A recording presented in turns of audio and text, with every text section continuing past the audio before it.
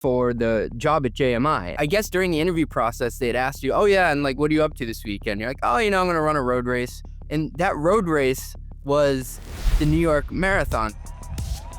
And I was on the starting line. The gun goes off, you start, 40-something thousand people, you have all this adrenaline. I had never done a marathon before, so I have no idea what pace I can run. First mile, all the adrenaline, you're up front. Look at my watch, perfect, 6-minute pace, first mile.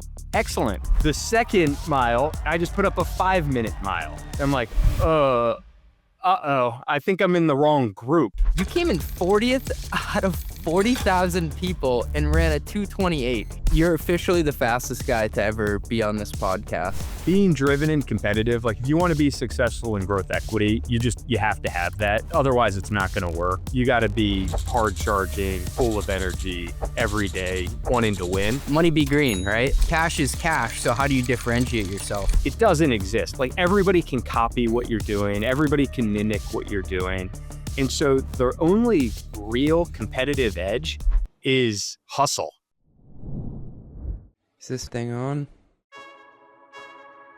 Yesterday's price is not today's price.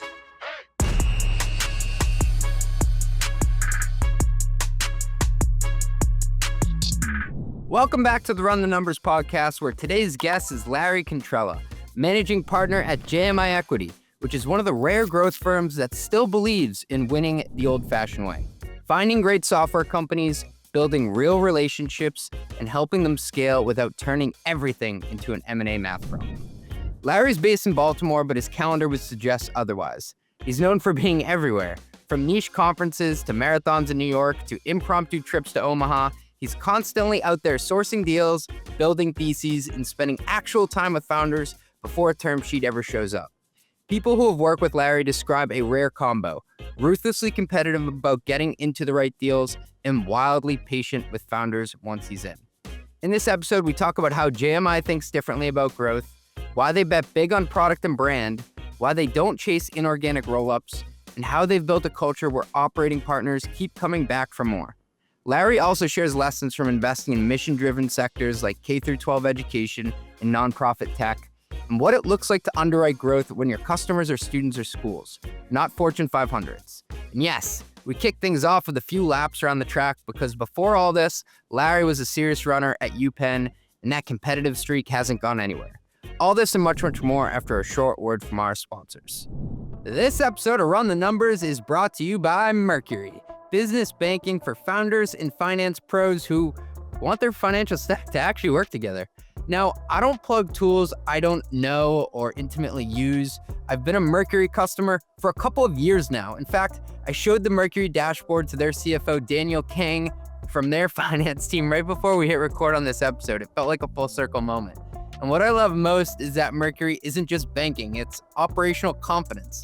I can send a wire to a podcast editor, I can check capital balances, and I can approve a payment for a freelancer who helped me with a tech stack report, all without bouncing across tabs or praying a PDF exported correctly. Mercury's making a bet on builders. Whether you're issuing your first invoice or wiring 7 figures for a warehouse build-out, it's banking that scales with your ambition. Visit Mercury.com to apply online in minutes and see why over 200,000, entrepreneurs choose Mercury to run their business finances smarter. Here comes my banking voice. Mercury is a financial technology company, not a bank. Banking services provided by Choice Financial Group, Column NA, Evolve Bank and Trust, members FDIC. The IO card is issued by Patriot Bank, members FDIC, pursuant to a license from MasterCard. All right, I got to get up on my soapbox for a sec here. Everybody's talking about AI-powered this and automated that. But here's the thing about revenue recognition. It's not just about moving data around. It's about getting it right, full stop. So RightRev is laser focused on one thing, RevRec that auditors actually trust. See, there's a difference between automating revenue processes and automating revenue recognition correctly. RightRev was actually built by the godfather of RevRec, who understands ASC 606 compliance, audit controls, data validation, and the flexibility needed for complex B2B contracts.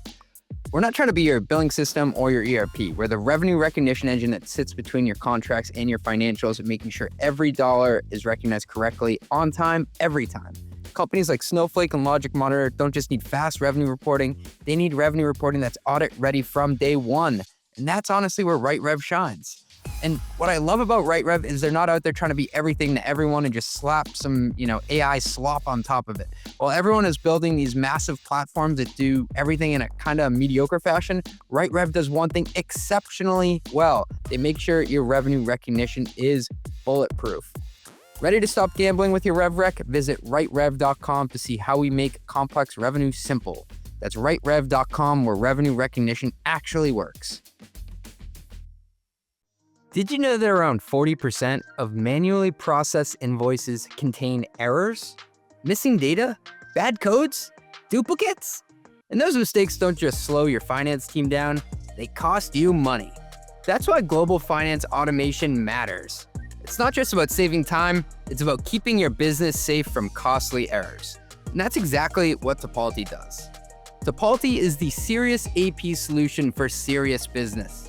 Tipalti automates the end-to-end payables process, handling everything from onboarding suppliers to global payouts, all so your finance team can breathe again. More than 5,000, of the world's most ambitious businesses already rely on Tipalti to make payments in over 200 countries and 120 currencies. With baked-in security and tax compliance, Tipalti gives you the confidence to scale globally without adding extra finance headcount. Give your finance team their time back. Don't let bad invoices drain good money.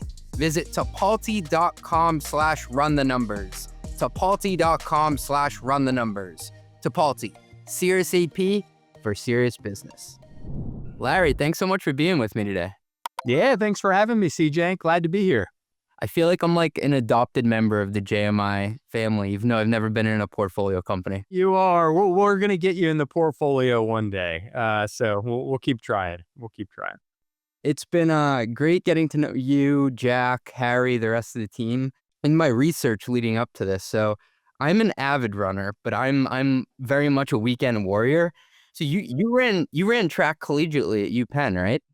I did, and no fast twitch muscles here. So I was all distance, 5K, 10K, cross country. And I like cross country the most of the bunch. I think it's one race. Everyone starts at the same time. It's all about who crosses the finish line first. And most people don't realize it's a team sport, right? You're only as good as your fifth best guy. You could have 4 amazing people, and if you don't have a fifth man, doesn't matter, right? It's all about the fifth guy. I go on this running forum. It's called letsrun.com. Oh, I know Let's Run from back in the, I didn't know it was still around. When I was in high school and college, that was big.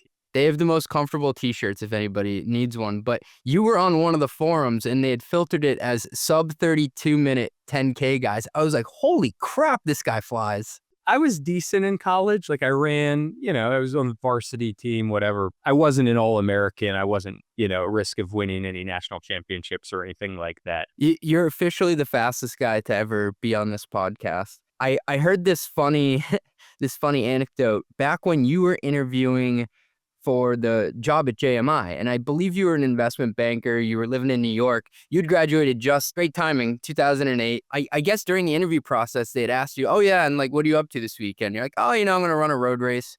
And that road race was the New York Marathon. And I guess on Monday, they're like, oh yeah, that guy Larry we interviewed. Let's just check how he did.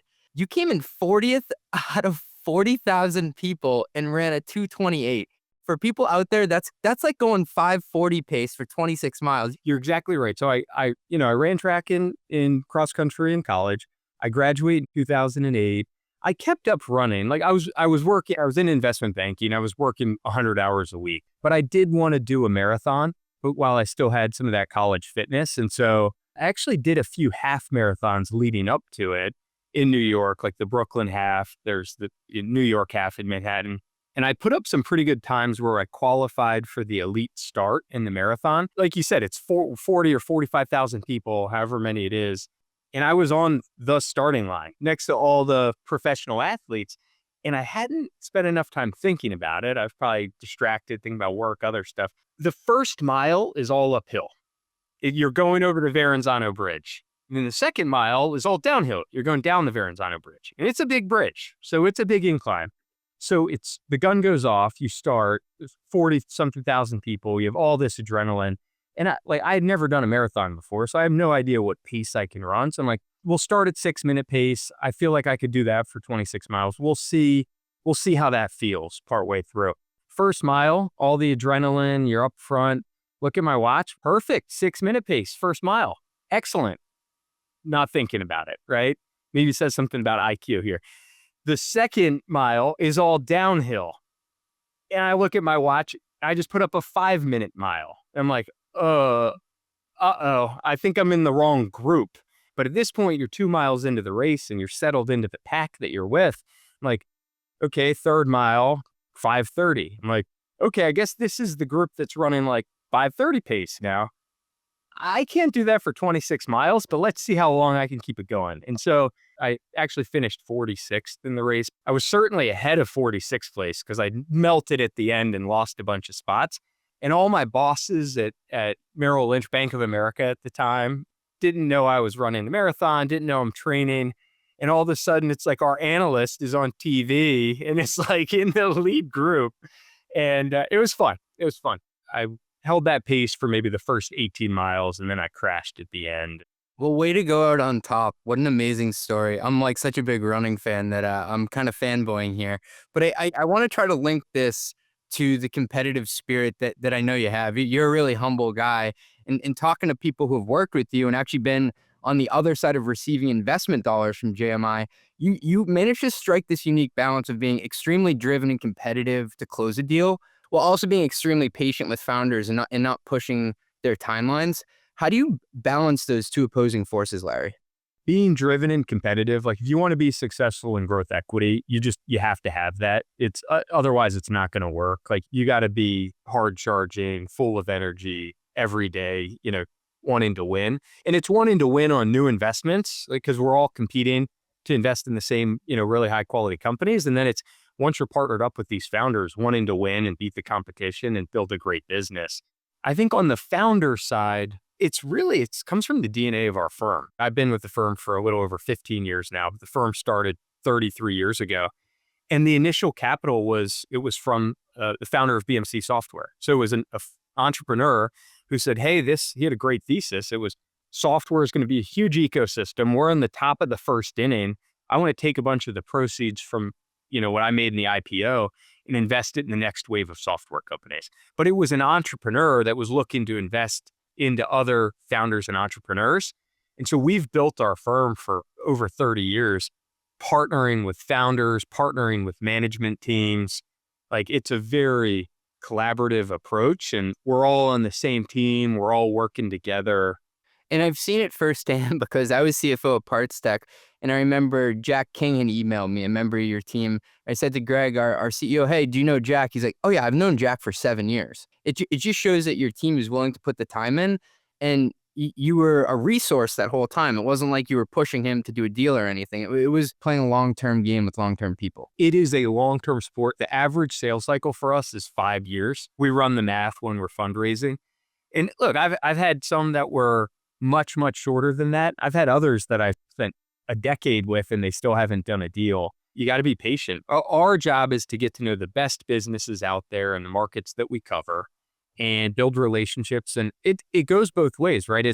We want to prove that we're helpful and we're going to be the right partner for them going forward. Because these businesses, right? At PartsTech, you have so many options. You have so many people that want to partner with you. So we got to prove we're the best partner, right? And that happens over time, over a lot of interactions and meetings and dinners and intros. The other part of it, we like to say, but it's true. There are companies that hit their numbers and do what they say they're going to do, and there are companies that don't. And so having a long-term relationship, it gives you more conviction when there is going to be an investment or a transaction. Can we take these companies' projections at face value? Do we need to discount them a little? Do we need to discount them a lot? It's helpful. They've been talking about doing this new product for 4 years and it still hasn't happened. Probably hard to underwrite that.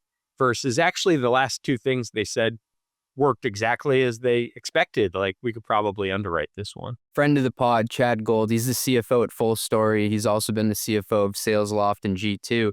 And he was talking about this concept of building lines, not dots. So basically like building the credibility over time that said like, I told you I was going to do this. Hey, look, I came back and for sure I did it. people say it, it's a little cliche, but it is like a marriage. I mean, you're partnering up, you're going to be working together for a long time in the trenches together. You bring on an investor and a partner, like you're in it together. And so you got to make sure everybody's on the same page and going to work well together and aligned. And some of it's like the personalities and cultural fit. Obviously, a lot of it's experience and what the company needs to get done. Is the investor going to be a helpful resource and, and getting that done? And just reflecting on you describing how long it takes sometimes to close a deal, in many ways, it's a very long enterprise sales cycle. It's not the best business to be in. You don't want 5-year sales cycles, right? You want 5-week sales cycles, but we're spending time, we're meeting companies, today that maybe they're a deal in 2030, right? And we're just going to spend time with them over years, and you get to know really good people with great businesses. That's pretty fun too. Hey, thanks for listening. We'll be right back after a word from our sponsors. So if you listen to this podcast, you'll know that I am incredibly passionate about the FP&A space because that's the route I went to get to CFO. And I want to tell you about a tool that has exploded over the past few years. It's called Aleph. And I remember getting outbounded by them about 2.5 years ago, and I actually took the bait because they claimed to be able to do a demo with my live data, with me right there on the call. And so I had to see it to believe it. And it was the founder running demos back then. Shout out Albert, hope you're listening. And he connected my NetSuite and built my P&L using their Excel add-in in like 15 minutes. And I was really impressed. Since then, Aleph has gone on to raise money from some of the top VCs out there, and they've built an impressive roster of customers. Many of their customers have been on the podcast, like the CFO at Turo, 8 Sleep, and Zapier. They're all really big champions and supporters of Aleph like me. But it's not just an Excel add-in. Aleph also allows finance teams to work with their live cross-system data using Google Sheets and their web app.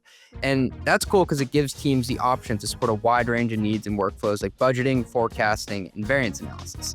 And speaking of variance analysis, they're doing some really cool things with AI-powered variance analysis.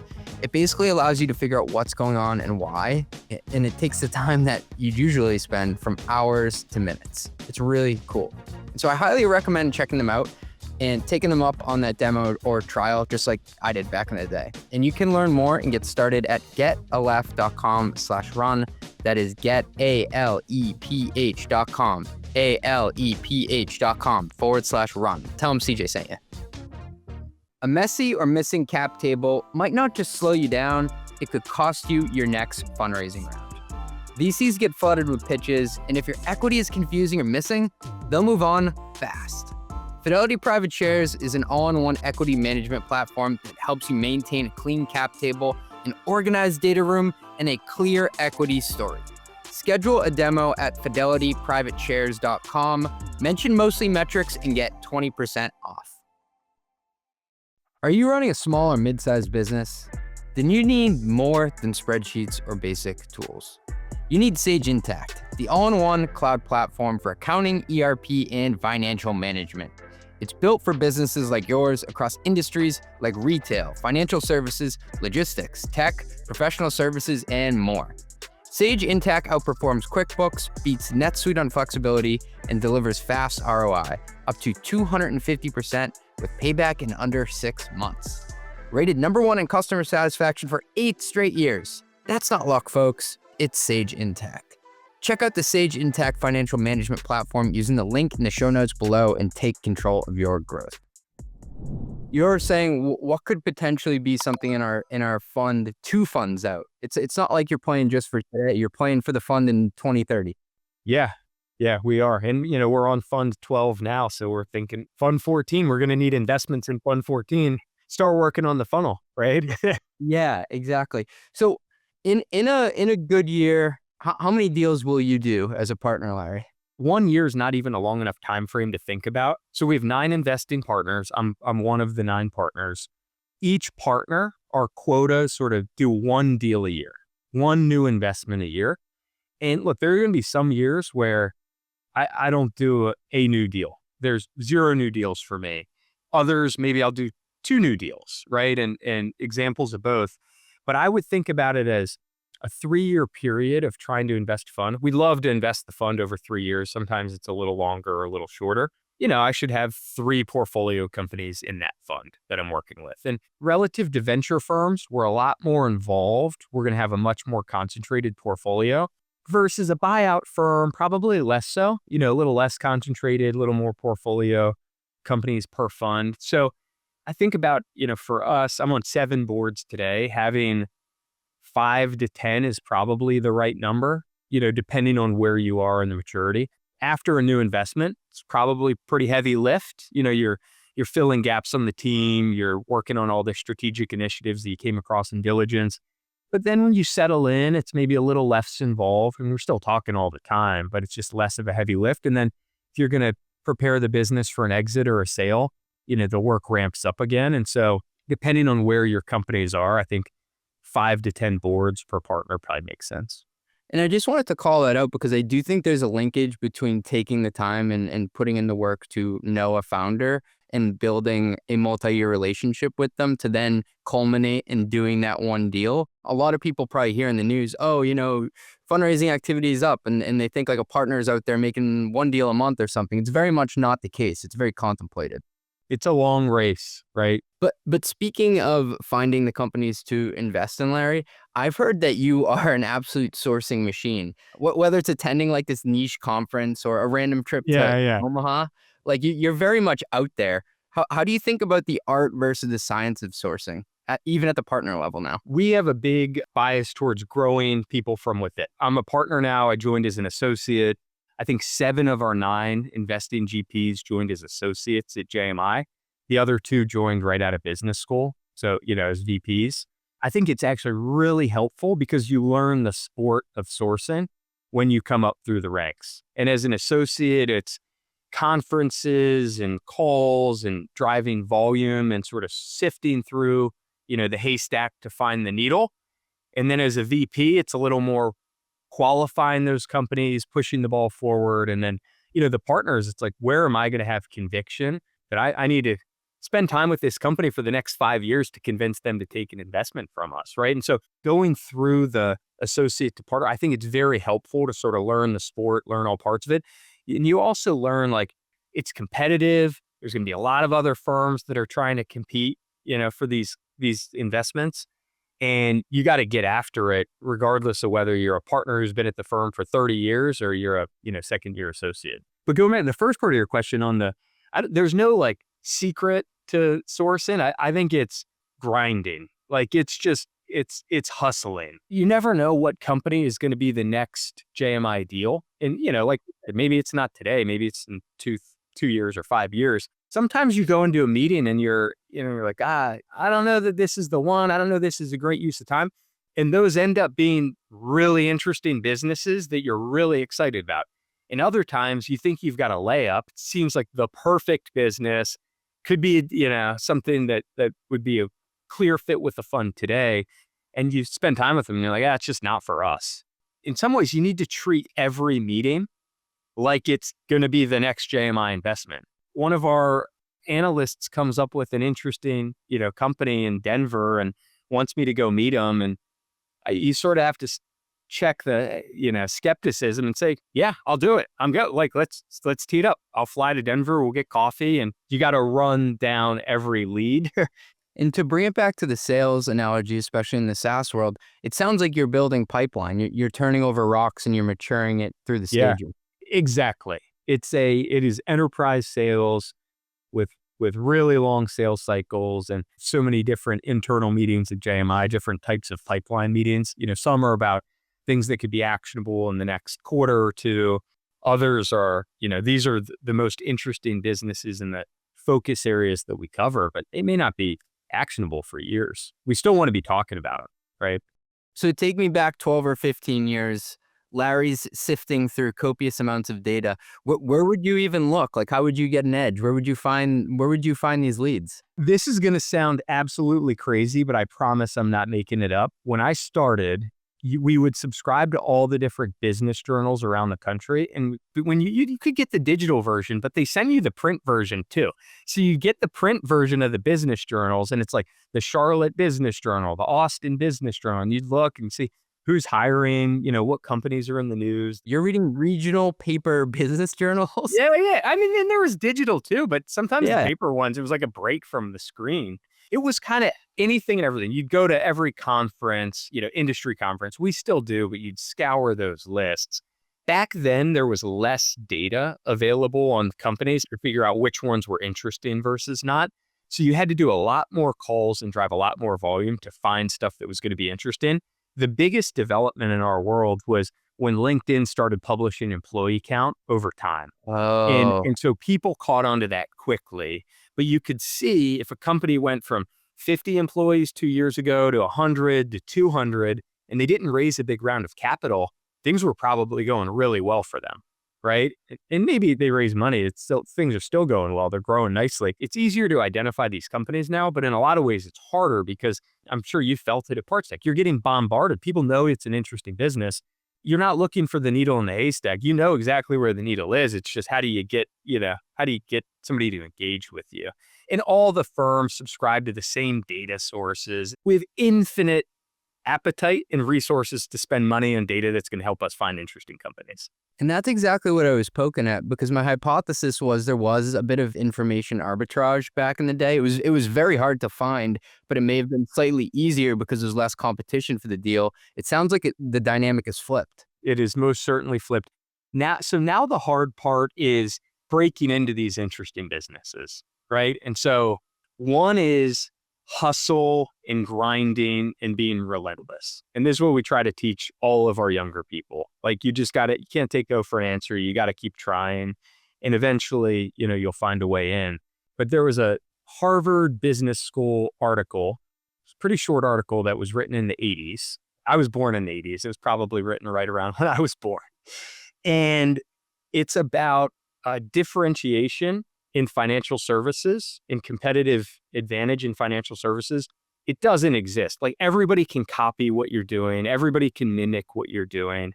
And so the only real competitive edge is hustle, because everybody can catch up pretty easily in financial services. And so the reason I bring this up, this is day one, first day of JMI when we have our new classes start in August. We make everybody read this article and we spend an hour talking about it. And it's just to set the stage. Like nothing we do is that hard. You just got to outwork and out hustle the competition. I've joked with my friend, she's in growth equity, and she's like, I am kind of selling a commodity at the end of the day if I don't attach a relationship to it and I don't have that connection. Because I joke, money be green, right? Cash is cash. So how do you differentiate yourself? And I think you just hit on it, Larry. The other piece of it is reputation and experience. And I'm fortunate, like we've been around for 33 years and invested in almost 200 companies. So if there's an end market that we're interested in, or we're spending time with a company that sells into that end market, there's a 99.99% chance we have relevant experience in that end market. And we know other companies in the ecosystem. And so, maybe there's a founder really likes two firms, but somebody's made 5 investments in higher education software companies and the other one hasn't. Kind of clear who's going to be a better partner and who's going to hit the ground running on giving good advice. That is a differentiator. It should be, and it is. And then reputation, one area I'll brag or boast. I'd be hard pressed to imagine anybody can find a firm with better founder or CEO references than us. We've built our firm for 33 years being great partners to the teams that we're working with. We go out of our way to be collaborative and be great partners. And if you build a reputation for 30 years, you can ruin it in 30 minutes. And I think we all operate with that mindset. It shows up in your renewal rate, I'll call it, with your operating partners, which we'll hit on later. Larry, if you'll humor me, just one more question on sourcing here. So Larry's in a data room, hiring trends, that's one thing. What else makes your spidey senses go up like, okay, I should chase this lead down? The qualitative stuff that can be really interesting is you just start talking to customers. Like I'll give you a good example. You're at a trade show. You're at the NADA, North America Auto Dealer trade show. And you walk the floor. It's always on a weekend. It's in Vegas on a Saturday and you're walking around and you sit down at lunch and you start talking to a couple dealers. And it's like, what tools are you using that are really cool and exciting and are changing the way you do business? You pull the thread, who else do you know? And all of a sudden it's like, okay, everyone's talking about this company. I don't know what the numbers are or anything like that. Clearly, this thing has heat and let's go spend time with them. Larry, it seems like JMI builds investment theses that are around like the company's ability to drive organic growth. And you'll do some M&A, but that's not the core thesis. You don't go into this saying we're going to stack a bunch of companies together. I feel like it's a big contrast to firms leaning on the bolt-on playbook. What's behind that philosophy? Some of them won't do any acquisitions over the whole period. Other ones will do M&A. But you're exactly right. The core driver is always going to be organic growth. If we can't make the returns work squarely with organic growth, it's probably going to be hard for us. Because if you have to underwrite M&A, you may be shopping hungry. You may buy something that's not perfect because you need to, because the core business isn't growing fast enough. So our returns are driven by organic growth. That is the vast majority of the focus. When we do M&A, a lot of times we'll buy little tuck-ins where it's a module that we can sell back to our base. So we're the core operating system for some vertical. There's a little widget that we can add on that we have conviction. We could build it ourselves or we can buy it, but we could sell the crap out of it back to our customer base. We love those, and they're helpful in driving returns, but it's not huge. Part of the bias, the reason we don't do the roll-ups is we're tech snobs. All we do is invest in software companies. It's all we've done. And we hate tech debt. And so if you're going to do M&A, you got to integrate the companies. You got to integrate the tech stacks. We don't want to be in a position where all of a sudden we have 3 different tech stacks. And so all of our R&D resources are going to maintaining these different tech stacks. And then we can't innovate and build new stuff because our whole team is focused on maintaining what we have. So that's where the bias comes from. That's a really cool view on resource allocation because you're putting money into this company. It sounds like you want to put the rocket burners on to enhance the organic growth. It's not like you're modeling out something that is dependent on going out and finding even more companies. These companies have great products in healthy end markets we know well, and it's how do we press the more button? Like, how do we double the sales force? How do we double marketing to drive more leads? How do we add more product? Right now, we're thinking a lot about agentic capabilities and adding that to our software companies to drive upsell and deliver customer value. But it's a lot of times it's just the company's growing 50% year over year, but how do we sustain that growth as we double and triple in scale, right? Which is hard. So you're just trying to not have growth slow down when you go from 50 to 100 to 200 of ARR. How do you keep the growth rates up? You bring up a great point. I'm trying to forecast what the endurance rate is. So yeah, rule of thumb is like if you can maintain 80% of the growth from the prior year, like that's pretty good. But it's like, how long can you just keep the number up at the line as the base gets bigger? That's it.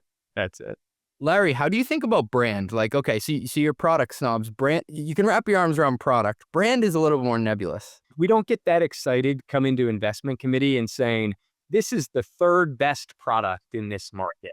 People say, well, what's the best product? Why don't we go invest in that company? We're growth investors. Like you have to pay the market clearing price for these businesses. We're not shopping for value. We're not trying to buy companies right or fix them up. We're trying to buy the best businesses with great products, great reputations, happy customers.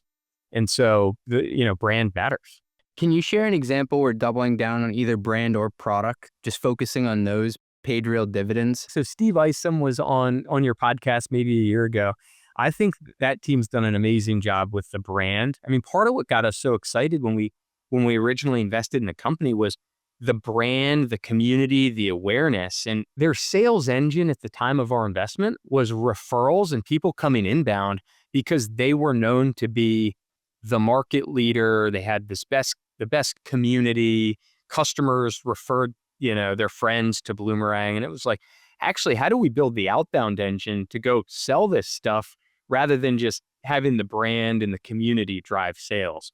But you want to maintain the brand, you want to double down there. And I think the team's done a really nice job of being, for small and mid-sized nonprofits, like the clear leader in that space. Shout out to Steve, the unofficial mayor of JMI portfolio companies. Steve is, going back to keeping people in the JMI family. We're going to make sure we keep Steve in the JMI family for a long time. I want to touch on that because I actually gave Steve a call yesterday preparing for this, and he was saying JMI has an insanely high return rate. I call it a renewal rate with its operators.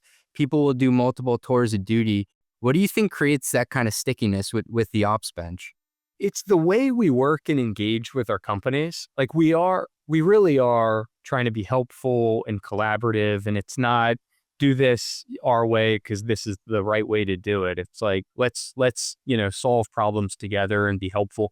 And it doesn't mean we're just cheerleading so everybody feels great all the time. Like, we're working through real problems together, and sometimes tough decisions need to be made, but we do it in a really constructive way. We're successful. Our execs at our portfolio companies are successful. Our co-investors are going to be successful. Like, we're all aligned. We're all playing for the same thing.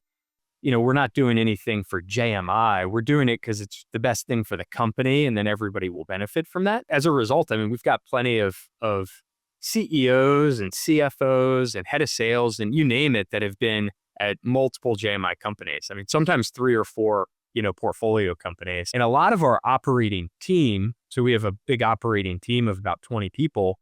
A lot of those people came from JMI portfolio companies. They'd worked at a few portfolio companies in the past. Later in their career, they said, hey, I don't want to go do this a 5th time, but I'd love to work with the whole portfolio, and we'll bring them in to be operating advisors and work, hand in hand with our portfolio companies. I've heard you have a very disarming way of giving advice because let's face it, like investors will have one point of view, operators will have another. It's how do you find a way to meet in the middle to actually have a true plan that you can execute against? And in that you'll start by saying something like, hey, you've probably already thought of this already. Where does that humility come from? How have you developed this kind of way to use empathy to kind of lead with questions?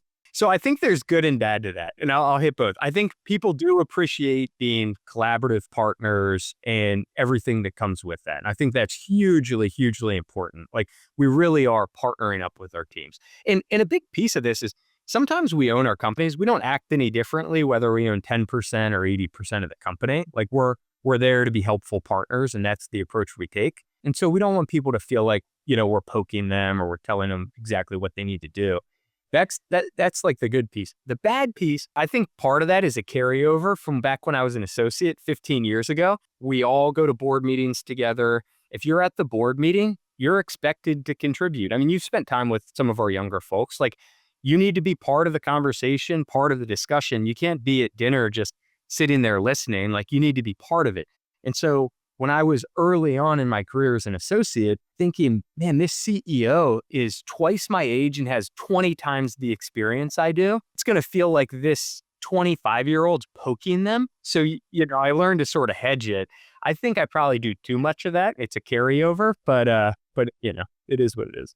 Because there are times where you do have to deliver a tough message. Like you said, we're not playing this just for fun and games. Like, you're dealing with real problems. So you have to be able to do it both ways. If we're all aligned and we're all working towards the same goal, like, it ends up converging over time. But sometimes people start with different points of view. And look, sometimes it takes, a couple conversations and a little more data to get people to agree than just, a quick conversation. But that's our approach. It's how do we collaborate over time versus just telling somebody, you need to do it our way because we said so. That's not how we roll.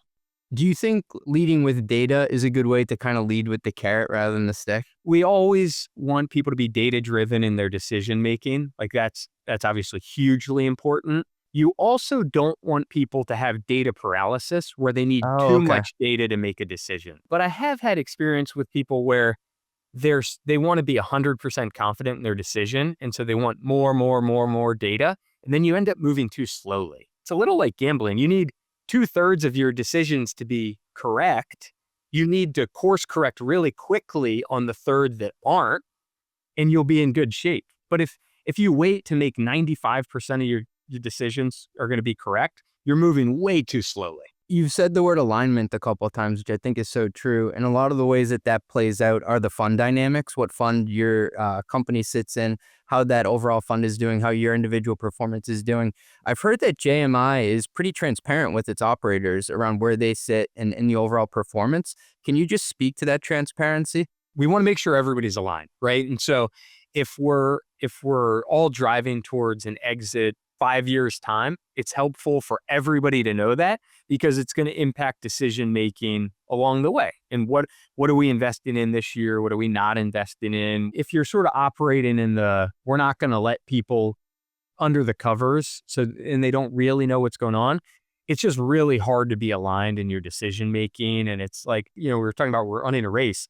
You don't know where the finish line is. You don't know how hard to run, how fast to run. Right. And so everybody needs to be working towards the same thing. Because I've spoke to investors and worked with investors where it was the complete opposite. I'm like guessing like how their fund is doing, where we sit in it. Do they actually need money? And it's like, I don't care either way. I'm on your side. If we're going to this big dance, I want to know what we should be wearing and what we should look like. And it goes a long way with operators. Let's talk about EdTech a bit, because you've led some of JMI's biggest moves in K through 12 and nonprofit tech. What about the education market, especially with its mix of churn at the top, I'll characterize it at? Like eventually you graduate, but the constant renewal rate at the bottom, what attracts you to the K through 12 market? Usually our companies will sell at the district level. Some would sell at the school level, but most of our companies sell at the district level. And the districts are all trying to educate the kids in the best way possible. They're trying to maximize outcomes for the kids, and they're not competing with one another. So, I'm here in Baltimore. Baltimore City is not competing with Anne Arundel County next door, right? They're collaborating. And so in EdTech, if you've got a really good solution that's delivering value to your customers, it can spread like wildfire. And you see it in certain geos. Like, we'll look at a company and it's like, wow, you've just steamrolled Texas. Every district in Texas is using it. What happened? It's like we landed with a few and they all told their friends how great we were and everybody adopted. And the same holds true on the other side. You don't have a good product. You don't deliver good service to your customers. You're not supporting them. People move away from you really quickly. Is there anything unique about the buying cycle in the education space? Like, are some quarters bigger than others? It depends on what you're selling. But everybody, for the most part, it's a generalization, people will want to go live over the summer to be ready for the new school year, because you don't want to change the systems that teachers or students are using mid-semester. So sometimes most of the customers will want to go live in July, August, and then sometimes you'll get it like winter break, midterm. In January, you'll get some people that'll implement some stuff. But you can still sell year round. It's just a lot of times that'll go into backlog. Well, what's different about investing in mission-driven businesses? We're not a social impact fund or anything like that. We love mission-driven businesses, right? Like, how could you not? But they all need to drive the same returns. With mission-driven businesses, I think the biggest benefit is the team. So for experienced execs, it may be a CEO, maybe a head of marketing. A lot of times you get people later in their career that have had a lot of success. They've got a lot of options on where their next gig is and where they're going to work. And, the money is always often important, but it's like, I can have an impact and further this mission in addition to making, good returns. That's really compelling. And so it is helpful from recruiting and retaining people. And then, with your broader employee base, you just get people that are so focused on the customer. They want to do the best job they can for the customer. They want to delight the customer. They want to make sure the customer is successful. And that's awesome, because it shows up a million different ways in the company. If we were to look at like the nonprofit area, so Bloomerang serves nonprofits. Are they usually priced like traditional SaaS plays? Do they look like traditional SaaS companies because, I don't know, they have a different end customer? How do you square that? Bloomerang is a good example. We started with donor management. So it's the CRM for these nonprofits to manage all their donors. CJ came to this event, donated money. Larry donated last year, hasn't this year. Let's reach out to him. So that was what we started with. Then we added a volunteer management capability because our customers really wanted that. And then we got into fundraising. Think of it as like marketing automation plus payment processing. It's huge for our customers because now they can have one vendor that meets all their needs and does everything that they need. The core donor management system is all subscription SaaS pricing. The fundraising capabilities, there's some subscription, but it's a lot of just payment processing. We take a small little chunk of the payments that we're monetizing on behalf of the customers. And so it is more reoccurring. And we've got a lot of companies like that in the portfolio. But as you have more data over time and more customers, it becomes pretty predictable. Well, what I find so just fascinating about the sectors that you've become an expert in, they have the ability for you to stack different layers for monetization. Like from the outside in, you may say, oh, this looks a little bit different, or it just seems like a very simple approach, but there's so many other surface areas to unlock. You nailed it. And the big one now, we hit on it earlier, but some of the agentic capabilities. I love when companies have core software plus a bunch of add-ons, plus the ability to monetize payments. And now with a lot of these agentic capabilities, it's like labor spend in many markets is an order of magnitude greater than technology spend, right? So if a company is spending $10K on software to run their business, they may be spending $100K on labor, the admin stuff. And, some of this stuff, it's just nobody actually wants to do it. You could repurpose those people and have them doing higher value stuff. We have some companies that have had a lot of success doing that. And the customers love it, right? They can put those people elsewhere on higher value tasks. Work gets done better, more efficiently. It's more accurate. So I think you're going to see more and more of this. And we're pushing all of our companies towards that. So Aptigee, Instant IQ, Raptor, these are deals that you did. Can you share a story from one of those investments where something about the product or the founder just made you think like, yep, this one's different. I only do 1 or 2 deals a year, but this one's different. Say you talk to customers, they all say, best product in the market. Like, this is the best one. Going back to what we're talking about, Instant IQ is maybe a good one to talk about because it was earlier than where we would typically get involved when we invested into the business and we partnered with them. Product market fit is so important in any software business, right? If you've got a really good product market fit, everything's easier. Sales is easier. Renewals are easier. It's not easy, but it's easier. If you have a just okay product market fit, not only is it harder, it's just hard. Like you're pushing a rock uphill, right? So what Incident IQ does, it's IT, help desk software, and asset management for K-12 schools. And he sat on the board of a school district in Georgia, and he saw that the district was having a terribly hard time managing all the devices. All the teachers, all the students have all these devices. The district needs to make sure they're working so the kids can do their homework. They were having a terrible time with this. And so he built a product for the district to solve their needs, and it worked beautifully. And so the product market fit, he nailed it. And it was right in COVID. But every district rolled out all these devices and they didn't have a great way to manage them. Most of them were using Google spreadsheets or Excel. We have 20,000 Chromebooks you need to manage. Which ones are broken? Which ones are rented? The product market fit was so good, the right time. And like I said, it was early, but you talk to customers and you're like, every district in America should be using this software. There wasn't really a sales team.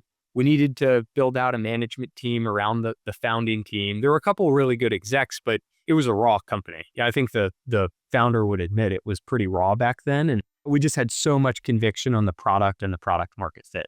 2 things stuck out to me there. One is, like you said, product market fit. You don't want to push the boulder uphill. How do you play on easy mode instead of hard mode? Yes. And the second is just maniacally serving your end customer. It's so specific that I want to serve K through 12 and just started in Georgia.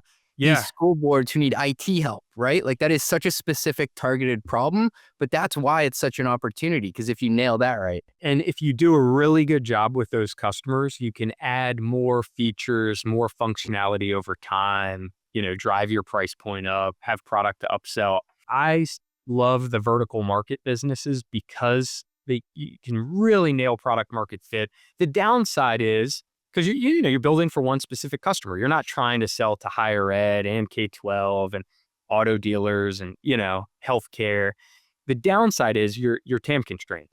So you got to figure out how you can expand your TAM because there's only so many schools in the country. There's only so many districts. You can build a big business, but you're going to be tapped out at some point. How much do you talk about TAM in your investment committee meetings? Is that like top of mind, or it's like we can build into that with other products? We talk about it a lot. But the one thing that we got wrong probably 15 years ago, was we used to worry way too much about TAM. This is a constrained TAM. We're going to hit a ceiling. How's the next buyer going to perceive it? We still think about that and talk about that. We have way more conviction across the firm that we can expand the TAM if we have a great core product that where we're in a position where we can sell more product, right? It's not just this little widget that you sold and now all of a sudden you want to sell a whole operating system. Like, you got to start with the operating system. But if you start with that and you have really happy customers that are delighted, you can sell more product back to the base. And so we as a firm have gotten more confident. We can expand the TAM over a whole period. And a lot of the vertical market businesses, like, it's part of the underwrite these days. Some of the companies we passed on 15 years ago because we thought the TAM was too small, they've gone on to build massive businesses. And it's like it's the anti-portfolio. I wish some of those were in the JMI family. I don't think it's always the case, but I do think the majority of the time a TAM is a lot larger than what people think. Like, it manifests or creates itself as more people use it and adopt it for things that the founder didn't originally think. You can add more products and more functionality. I mean, you can go to different geos. That's often a little harder. But there are ways to expand your TAM, adjacent end markets. It is probably a question of how much conviction do you have in the ability to do that. All right, Larry, I'm going to take you into what we call our long ass lightning round. So, craziest way you ever sourced a deal, what comes to mind? You know Jack from our team, so I'll rope him in here. So Jack and I have been chasing this company for years and years. We knew it was an awesome business. We couldn't really get them to engage with us. We finally got them to agree to meet us for like 30 minutes at their offices in St. Louis. So we fly out to St. Louis for the day. We tried to meet them 100 times. They never agreed to. And we had a really good meeting, enjoyed each other's company. And our flight, because there weren't a lot of direct flights, wasn't until later that night. So they're like, what are you guys doing? We're just going to go to the airport and do emails. And the founder's like, no, come back to my house. Like, come hang out. His wife comes out. She brings some wine out. All of a sudden, it's like, the middle of the afternoon, and we're like having wine with his family on his patio. We ended up going and spending more time together like a month later. And at the end of dinner, he called his wife and his kids to come say hi and, spend time with us. I've had meetings that, you're trying to break into a company forever. You can't, no engagement. And then all of a sudden you get an email Saturday, like, happy to meet. How about lunch Sunday? And it's in a totally different city. And you're like, okay, guess I'm going to Toronto tomorrow. Like, neither one of those actually ended up being a JMI deal, but you never know. There is a pattern though of just like, you got to say yes sometimes. Another one for you. What's the biggest fish you've ever caught? I caught a 300-pound mako shark off the coast of Ocean City, Maryland. For people that swim in Ocean City, you don't need to be, it was way offshore. I was going to say, I did not know that was out there. Yeah. It was pretty far out. It was probably 30 or 40 miles off the coast. When you go offshore, you lose cell phone service. And I don't have a satellite phone because I don't go offshore that much. So I remember the deal I was working on at the time, and I'm going out fishing on a Saturday, and I'm like, I'm going to be off the grid for 12 hours. I caught a probably 200 and something pound blue marlin last year in the Bahamas, which was cool. We let it go, so I don't know exactly how much it weighed, but it's probably a little smaller than the mako. That was cool though. Wow. You're a true Renaissance man. Next one I got for you. What's the most underrated quality or characteristic in a founder? I think it's ability to admit when you don't know something, you don't know the answer, and ask for advice. There are some founders and CEOs that do that all the time, and there are others that feel like, they're the CEO. They need to know the answer. It's their company. And it's like, you could ask me plenty of questions where I don't know the answer. I can go figure it out. There's a lot of people at JMI I can go tap for advice. But to me, that's the big one. It's like asking for advice and not being afraid to say you don't know. Last one I got for you. What's one idea that you believed early in your career that you've completely changed your mind on? The TAM one from earlier is a big one. I might be retired right now if we invested in every company that we thought the TAM was too small that ended up going to be worth, billions and billions of dollars. The other one would be sleep. I used to be my mentality was like sleep when you're dead. Like I got too much other stuff going on. I got hobbies, I got work. No matter what time I went to bed or how late my flight got in, I would wake up at 5:30 and run 10 miles every day. The Whoop was a big help for me. And I got this probably 5 years ago when COVID hit. Like, sleep is really, really important. Don't squeeze that extra workout in. Don't stay up late. So I've taken a complete 180 from my original views on sleep when you're dead. Larry, this has been an absolute blast. Thank you so much for joining me. Yeah, thanks for having me. Enjoyed it, CJ. A lot of fun. Run the Numbers is a mostly media production. Yelling and intro by Fat Joe. Artwork by Meg D'Alessandro. Show is executive produced by Ben Hillman. Nothing said on this podcast is intended to be business or investment advice. It's the sole opinion of me, a guy who feeds his dog way too much ice cream and has a history of net operating losses. LOL. If you like this podcast, hit subscribe and give us 5 stars. It will take like 2 seconds and our algorithm overlords love it. Drink water, call your mom, and have a great day. Peace.